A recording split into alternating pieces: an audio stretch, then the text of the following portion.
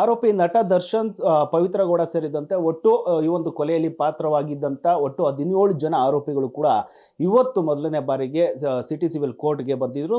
ಅದು ಕೂಡ ನ್ಯಾಯಾಲಯದ ಸೂಚನೆಯ ಮೇರೆಗೆ ಇವತ್ತು ಅಪಿಯರ್ ಕೂಡ ಆಗಿದ್ರು. ಸದ್ಯ ಈ ಒಂದು ಅಪಿಯರೆನ್ಸ್ ಆದ ಮೇಲೆ ಮತ್ತಷ್ಟು ಅಂದರೆ ಮುಂದಿನ ತಿಂಗಳು 25ಕ್ಕೆ ಮತ್ತೆ ವಿಚಾರಣೆಯನ್ನ ನ್ಯಾಯಾಲಯ ಮುಂದೂಡಿರುವಂಥದ್ದು. ಸದ್ಯ ಮುಂದಿನ ದಿನಗಳಲ್ಲಿ ಯಾವ ರೀತಿಯಾಗಿ ಇದು ಪ್ರೋಸೆಸ್ ಮುಂದೆ ನಡೆಯುತ್ತೆ, ಜೊತೆಗೆ ಮತ್ತೆ ಅಪಿಯರೆನ್ಸ್ ಯಾವಾಗ ಆಗಬೇಕು, ಜೊತೆಗೆ ಟ್ರಯಲ್ ಯಾವಾಗಿಂದ ಸ್ಟಾರ್ಟ್ ಆಗುತ್ತೆ ಅನ್ನೋದನ್ನ ಸಾಕಷ್ಟು ಒಂದು ಮಾಹಿತಿ ಬೇಕಾಯಿತು. ಹೀಗಾಗಿ ಇದ್ರ ಬಗ್ಗೆ ಹೆಚ್ಚಿನ ಮಾಹಿತಿಯನ್ನು ಕೊಡೋದಕ್ಕೆ ಎನ್ ಮೂರ್ತಿ ಅವರು ನಮ್ಮ ಜೊತೆ ಇದ್ರೆ ಮಾತಾಡಿಸ್ತಾ ಹೋಗ್ತೀನಿ. ಸರ್, ಈಗ ಈ ಒಂದು ಕೊಲೆಯಲ್ಲಿ ಭಾಗಿದಂತೆ ಎಲ್ಲ ಆರೋಪಿಗಳು ಇವತ್ತು ನ್ಯಾಯಾಲಯಕ್ಕೆ ಬಂದಿದ್ರು. ಸೊ ಎಲ್ಲೋ ಒಂದು ಕಡೆ ಟ್ರಯಲ್ ಸ್ಟಾರ್ಟ್ ಆಗಿದೆಯಾ ಅಂತ? ಅಲ್ಲ, ಟ್ರಯಲ್ ಇನ್ನೂ ಶುರುವಾಗಿಲ್ಲ. ಈಗ ನೋಡಿ, ನಮ್ಮಲ್ಲಿ ಪ್ರೀ ಟ್ರಯಲ್ ಪ್ರೊಸೆಸ್ ನಡೀತಿದೆ. ಈಗ ಏನಾಗುತ್ತೆ ಅಂದರೆ, ನ್ಯಾಯಾಲಯಕ್ಕೆ ಚಾರ್ಜ್ ಶೀಟ್ ಸಲ್ಲಿಸಿದ ಮೇಲೆ ಈ ಬೇಲ್ ಅರ್ಜಿಗಳ ಬಗ್ಗೆ ಕೆಳಹಂತದ ನ್ಯಾಯಾಲಯದಲ್ಲಿ ಮತ್ತು ಮೇಲ್ಮಟ್ಟದ ಹೈಕೋರ್ಟ್ ನ್ಯಾಯಾಲಯದಲ್ಲಿ ಎಲ್ಲ ಬೇಲ್ ಅರ್ಜಿಗಳು ವಿಚಾರಣೆ ಆಗ್ತಿತ್ತು. ಬೇಲ್ ಅರ್ಜಿಗಳನ್ನ ತೀರ್ಮಾನ ಆಗೋದು ಸಂದರ್ಭ. ಈಗೇನಾಗುತ್ತೆ, ಯಾವುದೇ ಒಂದು ಮರ್ಡರ್ ಕೇಸು ಆದಾಗ ಅದು ಕಮಿಟ್ ಆಗುತ್ತೆ. ಅಂದರೆ first magistrate court charge sheet copy ಸಲ್ಲಿಸ್ತಾರೆ. ಆ ಚಾರ್ಜ್ ಶೀಟ್ ಕಾಪಿ ಆದಾಗ ಅಲ್ಲೊಂದು CC ನಂಬರ್ ಆಗುತ್ತೆ, ಇಲ್ಲಿ ಕ್ರಿಮಿನಲ್ ಕೇಸ್ ನಂಬರ್ ಆಗುತ್ತೆ. ಆವಾಗ ಇದು ಟ್ರಯಬಲ್ ಬೈ ಸೆಷನ್ ಕೋರ್ಟ್ ಅಂತ ಇದ್ದಾಗ ಮ್ಯಾಜಿಸ್ಟ್ರೇಟ್ರು ಏನು ಮಾಡ್ತಾರೆ, ಆನರಬಲ್ ಮ್ಯಾಜಿಸ್ಟ್ರೇಟ್ ಏನು ಮಾಡ್ತಾರೆ, ಕಮಿಟಲ್ ಅಂತ ಮಾಡ್ತಾರೆ. ಕಮಿಟಲ್ ಅಂದರೆ ಈ ನ್ಯಾಯಾಲಯದಿಂದ ಉನ್ನತ ಅದು ಏನು ಆ ಜ್ಯೂರಿಡಿಕ್ಷನ್ ಏನು ನ್ಯಾಯಾಲಯ ಬರುತ್ತೆ ಆ ನ್ಯಾಯಾಲಯ ಕಮಿಟಲ್ ಅಂತ ಬರುತ್ತೆ. ಆ ರೀತಿ ಕಮಿಟಲ್ ಆಗಿದ್ದಾಗ ಏನು ಮಾಡ್ತಾರೆ, ಎಲ್ಲ ಅಕ್ಯೂಸ್ಗಳು ಹಾಜರಾಗಬೇಕಾಗುತ್ತೆ ಕಮಿಟಲ್ ಆಗೋ ಸಂದರ್ಭದಲ್ಲಿ. ಅಂದರೆ ಕಮಿಟಲ್ ಆಗೋದು ಅಂದರೆ ಮ್ಯಾಜಿಸ್ಟ್ರೇಟ್ ಕೋರ್ಟ್ನಲ್ಲಿ ಇದು ಮರ್ಡರ್ ಕೇಸ್ ಆದ್ದರಿಂದ ಮ್ಯಾಜಿಸ್ಟ್ರೇಟ್ ಕೋರ್ಟ್ನಲ್ಲಿ ಇದು ಟ್ರಯಲ್ ಮಾಡೋಕ್ಕೆ ಬರೋಲ್ಲ, ಮ್ಯಾಜಿಸ್ಟ್ರೇಟ್ ಕೋರ್ಟ್ನಲ್ಲಿ ಇದನ್ನ ಸಾಕ್ಷಿ ವಿಚಾರಣೆ ಮಾಡೋಕ್ಕೆ ಬರೋಲ್ಲ. ಈ ಥರ ಮರ್ಡರ್ ಕೇಸನ್ನ ಸಾಕ್ಷಿ ವಿಚಾರಣೆ ಮಾಡಬೇಕಾದ್ರೆ ಅದು ಡಿಸ್ಟ್ರಿಕ್ಟ್ ಆ್ಯಂಡ್ ಸೆಷನ್ ಕೋರ್ಟೇ ಮಾಡಬೇಕು ಅಂತ ಇದು ರೂಲ್ ಇದೆ. ಆ ರೂಲ್ನಂತೆ ನಮ್ಮ ಬೆಂಗಳೂರಿನಲ್ಲಿ ಡಿಸ್ಟ್ರಿಕ್ಟ್ ಆ್ಯಂಡ್ ಸೆಷನ್ ಕೋರ್ಟ್ ಅಂತ ಅದು ಸಿಟಿ ಸಿವಿಲ್ ಕೋರ್ಟ್ನೇ ಕರಿತೀವಿ ನಾವು. ಬೆಂಗಳೂರು ಮಹಾನಗರ ಆದ ಸಿಟಿ ಸಿವಿಲ್ ಕೋರ್ಟ್ ಇದೆ. ಒಂದು ತುಮಕೂರು ಅಥವಾ ಹಾಸನ ಆದರೆ ಅಲ್ಲಿ ಡಿಸ್ಟ್ರಿಕ್ಟ್ ಆ್ಯಂಡ್ ಸೆಷನ್ ಜಡ್ಜ್ನ ಕರಿತೀವಿ. ಇಲ್ಲೇ ಅದ್ರ ಬದಲಾಗಿ city civil and session court ಅಂತ ಕರಿತೀವಿ. ಸರ್, ಈಗ ಎಲ್ಲ ಆರೋಪಿಗಳು ಬೇಲನ್ನು ಪಡ್ಕೊಂಡಿದ್ದಾರೆ. ಅದ್ರ ಜೊತೆಗೆ ಮುಂದಿನ ದಿನಗಳಲ್ಲಿ ಅವರು ಓಟವನ್ನು ಮತ್ತೆ ಮಾಡಬೇಕಾದ್ರೆ, ಯಾಕಂದರೆ ಕೇವಲ ಬೇಲನ್ನು ಪಡ್ಕೊಂಡಿದ್ದಾರೆ. ಆದರೆ ಈ ಒಂದು ಕೇಸ್ನಲ್ಲಿ ಸಂಪೂರ್ಣವಾಗಿ ಕೊನೆಯ ತೀರ್ಪು ಇನ್ನೂ ಬಂದಿಲ್ಲ. ಬರೋಲ್ಲ ಬಿಟ್ಟ ತಕ್ಷಣಕ್ಕೆ. ಈಗ ಏನಾಗುತ್ತೆ ನೋಡಿ, ಈಗ ಈ ಆರೋಪಿಗಳೆಲ್ಲ ಬೇಲ್ ಪಡ್ಕೊಂಡವ್ರೆ.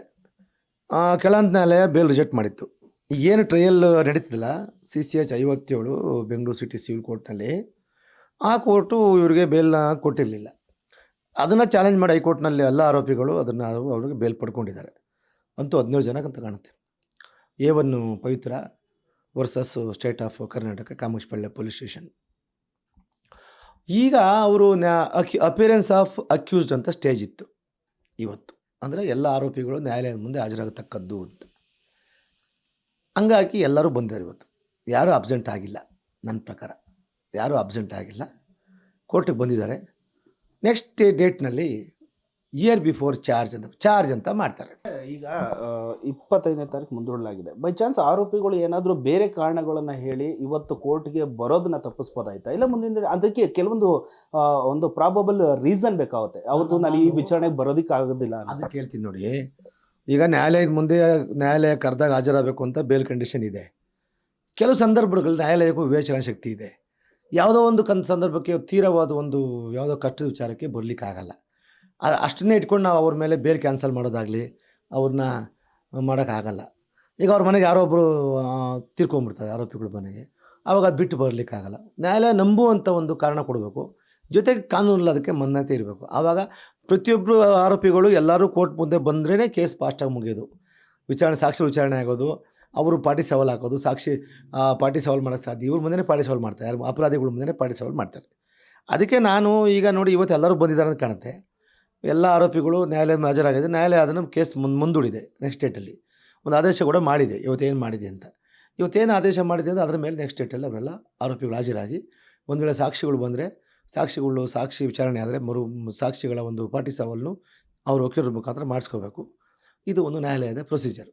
ಸರ್, ಅಂದರೆ ಈಗ ಆರೋಪಿಗಳು ಏನಾದರೂ ಬೈ ಚಾನ್ಸ್ ಬರೋದಕ್ಕೆ ಆಗಿಲ್ಲ ಅಂದರೆ ಅದಕ್ಕೆ ಬೇಕಾದಂಥ ಕೆಲವೊಂದು, ಈಗ ನೀವು ಹೇಳಿದ್ರಿ ಯಾರೋ ಒಬ್ಬರು ತೀರ್ಕೊಂಡಿರ್ತಾರೆ ಫ್ಯಾಮಿಲಿಲಿ, ಅದಕ್ಕೊಂದು ಪೂರಕವಾದಂಥ ದಾಖಲೆ ಕೊಡಬೇಕಾಗುತ್ತೆ. ಮೆಡಿಕಲ್ ಗ್ರೌಂಡ್ಸ್ ಮೇಲೆ ಅವ್ರಿಗೆ ಹುಷಾರಿಲ್ಲ ಅಂತಂದರೆ ಅದಕ್ಕೂ ಒಂದು ಕೆಲವೊಂದಷ್ಟು ಮೆಡಿಕಲ್ ಡಾಕ್ಯುಮೆಂಟ್ಸ್ ಕೊಡಲೇಬೇಕಾಗುತ್ತೆ. ಒಂದು ಆ ಥರ ಕಾರಣ ಕೊಡ್ತು ಅಂದರೆ ವಿಚಾರಣೆಗೆ ಬರೋದಕ್ಕಾಗಿಲ್ಲ, ಕೋರ್ಟ್ಗೆ ಅಪಿಯರೆನ್ಸ್ ಆಗಲಿಲ್ಲ ಅಂತಂದರೆ, ಒಂದು ವೇಳೆ ಅದೇನಾದರೂ ಅಸಾಧ್ಯವಾಗಿಲ್ಲ ಬೇಕು ಅಂತಲೇ ಏನಾದರೂ ಆಬ್ಸೆಂಟ್ ಆಯಿತು ಅಂದರೆ ಮುಂದಿನ ದಿನಗಳು ಯಾವ ರೀತಿ ಅವರಿಗೆ ತೊಂದರೆ ಆಗುತ್ತೆ? ನೋಡಿ, ಬೇಕು ಅಂತ ನ್ಯಾಯಾಲಯದ ಒಂದು ಆ ಆದೇಶ ಉಲ್ಲಂಘನೆ ಮಾಡೋದು. ಗ್ಯಾರಂಟಿ ನ್ಯೂಸ್, ಸುದ್ದಿ ಖಚಿತ, ನ್ಯಾಯ ನಿಶ್ಚಿತ.